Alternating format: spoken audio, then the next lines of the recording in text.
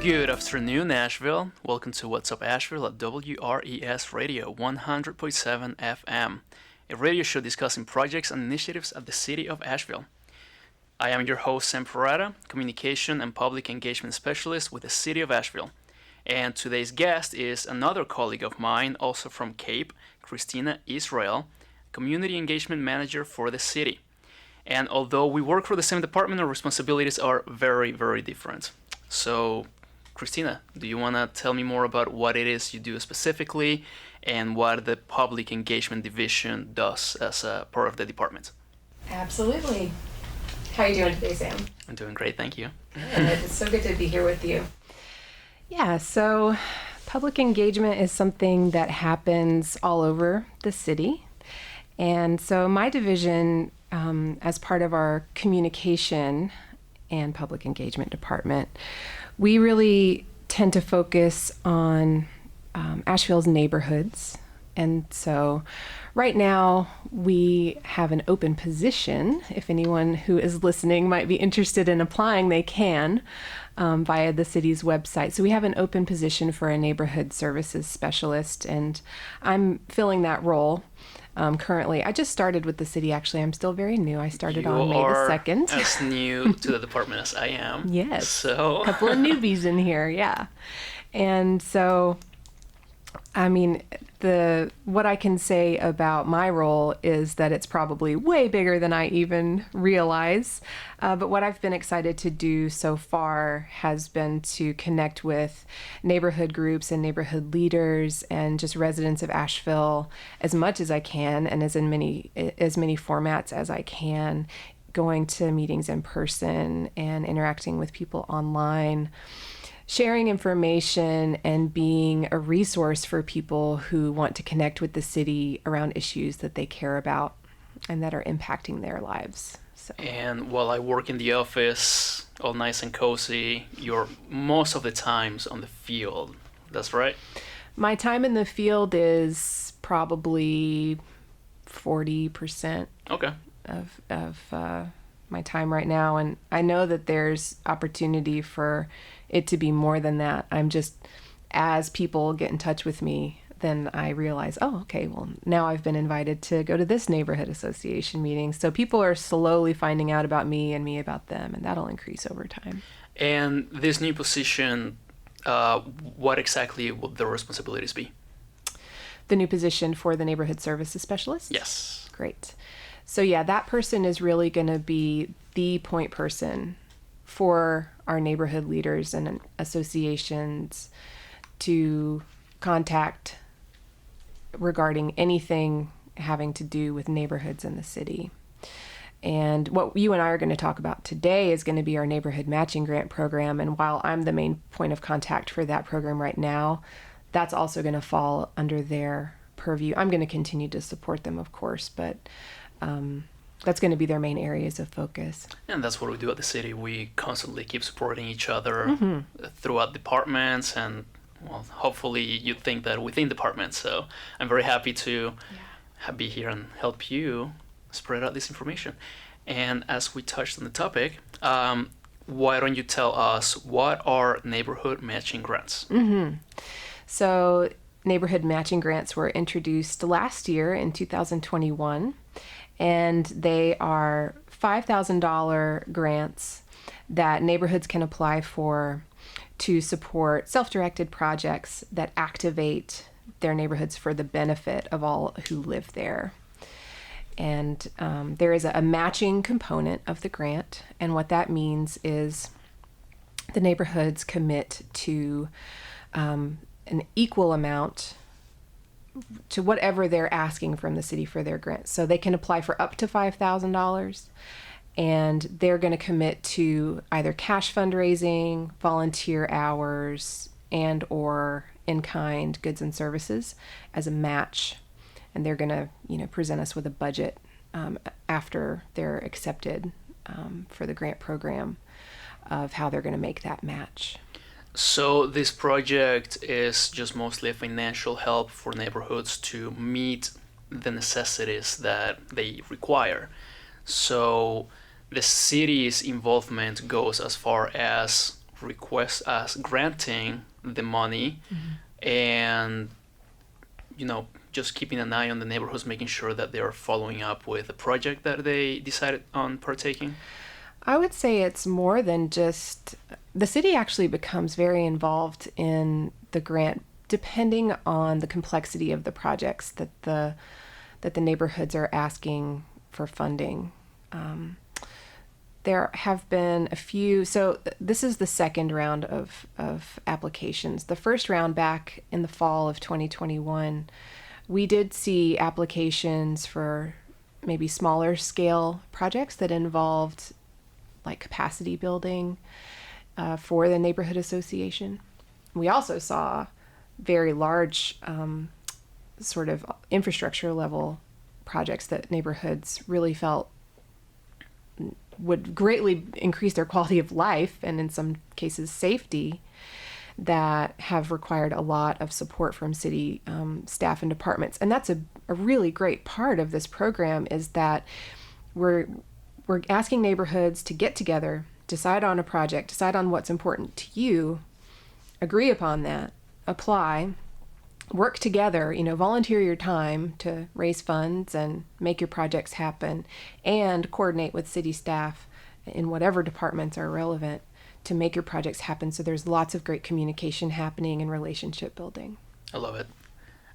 So last year we had a total of 14 projects that were fully funded. Yeah, and I'm going to throw a little, asterisk in there or whatever. By fully funded, some of those projects, the checks have been cut and the money's received and they're done. Okay. They've implemented, they've done what they needed to do with the money, and some of them are still in process. And that's really it's a step-by-step thing that we go with, process that we go through with the neighborhoods, and so everybody hasn't closed out their projects yet. Got it. But they submit the applications, they're going through the process.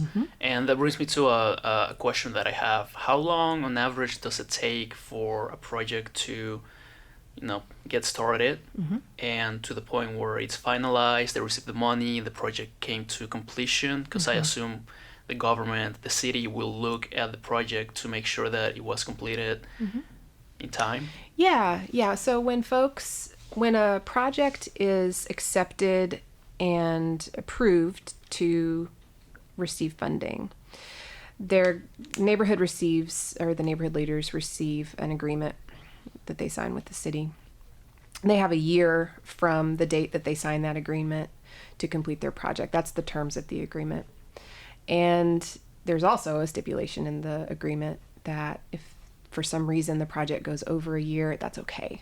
We're not trying to hold people's feet to the fire and, be too demanding, but, you got to put limits on things and give people goals that they can, strive for. So we're hoping for a year within, but again, it's not from the date of acceptance of the application or anything like that. It's, once we finally get your agreement together and everybody's on the same page, you've got a year.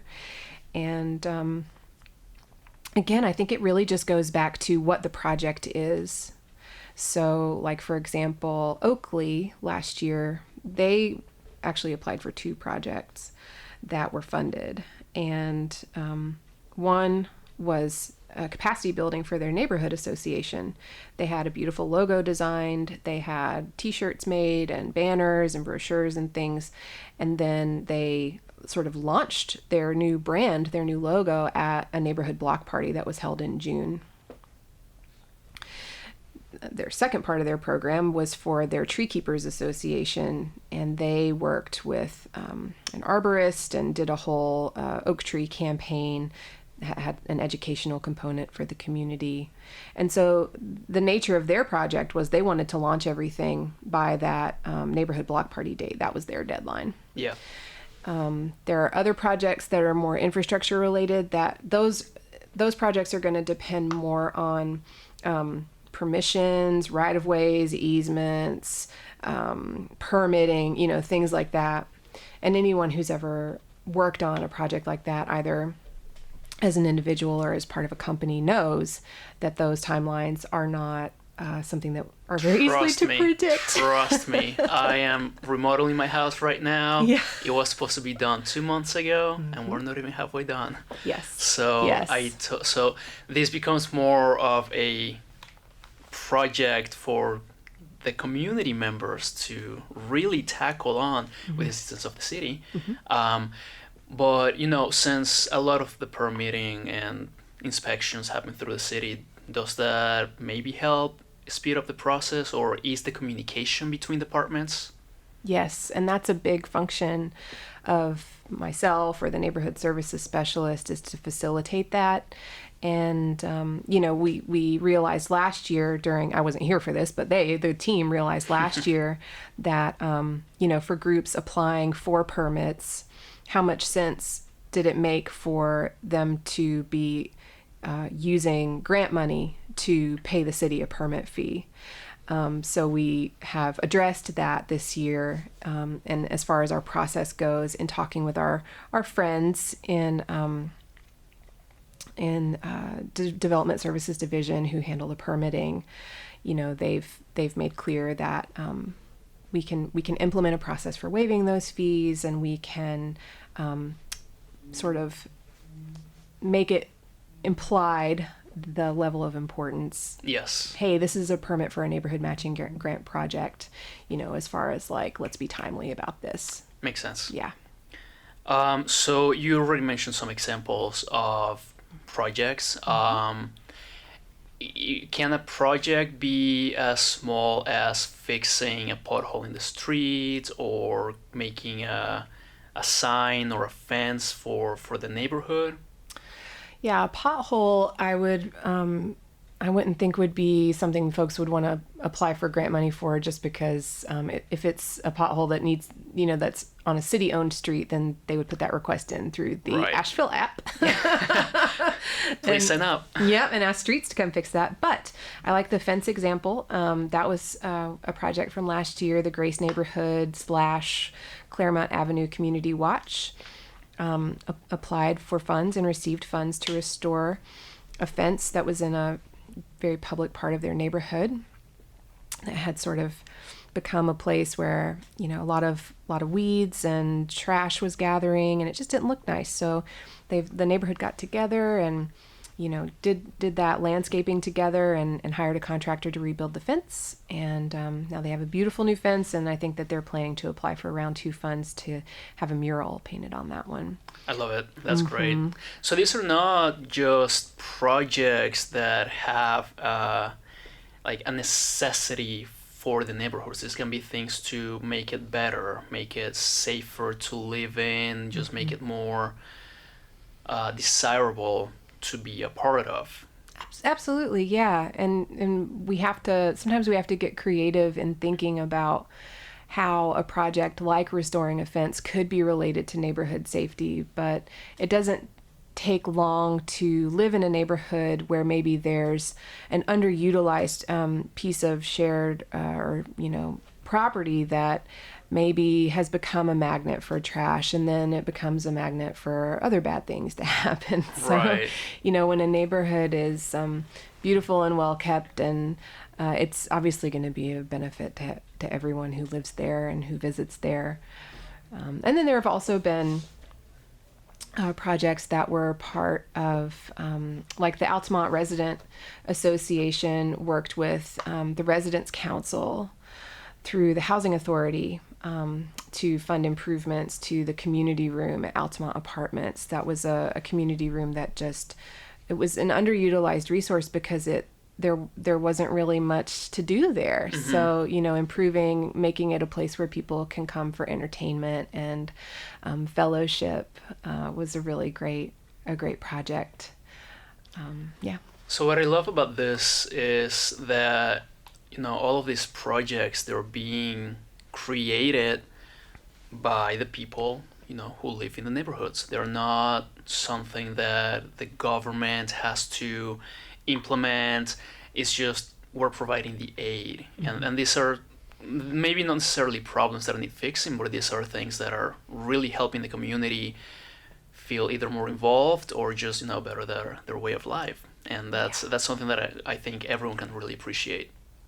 Yeah, yeah. I don't think that people like being told, not just by a government entity, but just in general, this is how we think you need to address. Here are your problems, and here's how you should address them. Right. That's not what this program is doing. This program is just an open hand, really, saying we want to partner with you, and we want to support you, and we want you to direct that process, and that's why I love being a part of it. Yeah, no, it's great. So when let's say that, for example, me in my neighborhood, I want to make a park in a space that is not being used. This would be something that we can include as a possibility. So you had to pick a complex example, but I'll try. Oh, okay. How about you pick a less complex example? No, it's fine. And I'll It's go fine. with it. We can go with a park example. So the first thing we would want to know is who owns that property, because if a neighbor, like maybe the property doesn't look like it's being used, but technically if a neighbor owned the property, then we wouldn't really be able to do anything with Right. it. So, but let's make it easy and say that it's a strip of property that the city owns. Mm-hmm. So if the community came to us and said we want to utilize this piece of city property and turn it into a beautiful park, the first thing I would probably caution is that $5,000 plus whatever match you come up with is probably not going to go very far in this economy. Let's be real. It's a very small park. Yes, parklet of some Yes. sort, right? So I think this is a good time for me to point out that I don't want to discourage anybody with any idea from applying for anything, honestly. As long as it is within the requirements of the grant, we want to hear from people what's important to them. And sometimes this neighborhood matching grant program is a gateway for them to do that, so that maybe they come to us with just a hugely audacious idea. Mm-hmm. We don't want to just shut the door and say, no, that's too much. We want to say, wow, what an idea. Let's see if this program's a good fit. If it is, great. And if it's not, let's still and keep engaging with you about this, because it's obviously something that you really care about. I absolutely love that process, because in my mind, up until now, my idea was that I come to you with a project that cannot be done. What's the worst that you can say? It's no, but you just proved me wrong in that aspect, because you'll stay involved and continue. You look at the possibilities of what we can potentially do. So let's go back to this little park. Let's say that it's approved by the city. But I guess my question falls more under the, do I have to be a part of a bigger group to put this project forward, or can I just do it by myself? That's a great question. Thank you for asking that. Because I am getting requests from individuals who are not part of a neighborhood association either, because they may not live in an area of the city that has a formal neighborhood association, or they do live in an area that has one, but they don't know.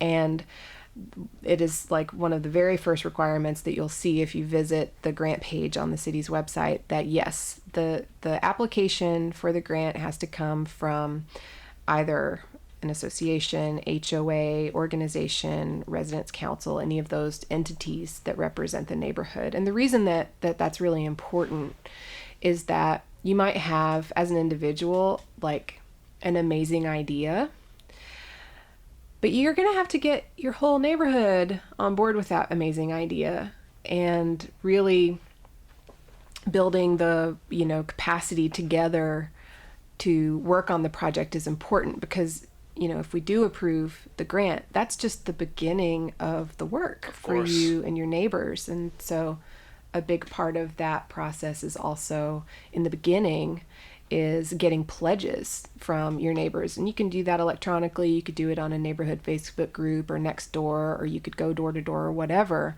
But, we're going to need it on paper that folks are going to commit to supporting the project with their time as well. Yeah, that was going to be my instance. I don't have an HOA where I live, so if I wanted to make this park? How do you need to just collect some sort of evidence that everyone in the neighborhood approves and wants to move forward with this? So, if you lived in an area that didn't have a neighborhood association, this could be applying for the grant, could be a really good opportunity to form a neighborhood association. And we can help you with that. So, neighborhood services, we take the neighborhood registration forms from folks. People will send us a map of what they want their boundaries to be. It's a process, but it's not. It's not impossible. It's definitely not impossible, and we're happy to work with folks. Great. Yeah. And okay, so let's say I submit my project, I want to make this park, and it gets approved. I get the signatures, and then do I receive the money right away, or is this done over time? How is that done? I'm happy to say, I'm very proud to say, and this is work that my colleague Tom Downing did in finance prior to my coming on board. He realized early on this was originally meant to be a reimbursement grant. So the neighborhood would front the funds for the expenses and then submit receipts to the city and then get reimbursed. And that, if you want to do it that way, you can. If you don't have the financial capacity to do that, we acknowledge that not everybody does, and that's okay. And so those neighborhoods that want to just receive funds up front, they can. They just are going to send us a budget worksheet that outlines their estimated costs as they've gotten quotes from different service providers, or they've done their research about how much supplies are going to cost or whatever. Send us that pricing quote. Breakdown as a request, and then we will issue them a check, and then they can send us the receipts afterwards. Great. So it's made it more accessible and equitable, which is super important. And that's what we at the city have been working for some time now, making sure that every service is equitable for everyone. And this really opens the door to having a more engaged community, not only with the city, but within themselves. I can see fundraisers happening by the neighborhood that wants to work on a new, I don't know, whatever your mind takes you, whatever project you have or idea, please submit it. Reach out to Kristina Israel. She'll be more than happy to help you and get started. That's right. Go ahead. I was just going to ask if there's anything else I missed or we haven't gone over about this great plan. No, I think that we did a good job of covering everything, and I just wanted to provide my contact information for Please people. Go ahead. You can certainly email me if that works for you. It's my first initial and last name, so it's KISRAEL at asheville.nc.gov is my email address. If you're curious about this program, you can also just give me a call. My number is 828-712-4229, and I look forward to speaking with you. That's great. And we can find more information on the website, I assume? Yes. So the simplest thing to do is just go to www.asheville.nc.gov, and in the top of the page, there's a search bar, and just look for neighborhood matching grants. Neighborhood matching grants. Well, you heard from Kristina Israel. Thank you so much. It was a pleasure speaking with you and learning more about this. There's so much the city has to offer, and we just don't know because it's just a plethora of project after project, and we're always here for you. We'd just love if you became more involved with us so that we can really show you what it is that we're here for. Just before we end the show, I would like to give a little shout out to two other initiatives the city has going. One of them is Your Voice, Your Choice. We talked about this a couple episodes back with Dawa. Your Voice, Your Choice is a way for you to engage with us better through our website. You can find us on asheville.nc.gov. At the very top, there is a engagement tab that you can click, and it will take you to this very short survey that we created to send you information about the things that matter to you, the topics. So please go ahead and check that out. Sign up, get more involved with the projects we're hosting, and we'll be able to hear your voice and ideas on what it is we're doing. And the other shout out I have for you today is for Art in the Heart, which is a initiative by the city to revision what Pack Square Plaza is going to look like in the near future. We're hosting artists to come and show us what they believe the voice of Asheville should be, and we are giving a stipend for this. So if you know any artists or you're an artist yourself, please apply. You can also find us on the website, asheville.nc.gov. And sadly, that is all the time we have for today. I wish we could spend more time going over any more projects or hypothetical scenarios and what it is you can do to engage more. But thank you for listening, and please don't forget to participate in the different projects that we have here at the city and stay informed about the latest news. Visit our website at asheville.nc.gov to learn more about our different departments and what we can do for you. Also follow us on social media. We do post some press releases and important information that might interest you. And yeah, thank you so much. Stay tuned, and we'll be back to talk about another city project in the near future right here on WRES 100.7 FM. Take care of one another, Asheville. You've been listening to What's Up Asheville, sponsored by the City of Asheville.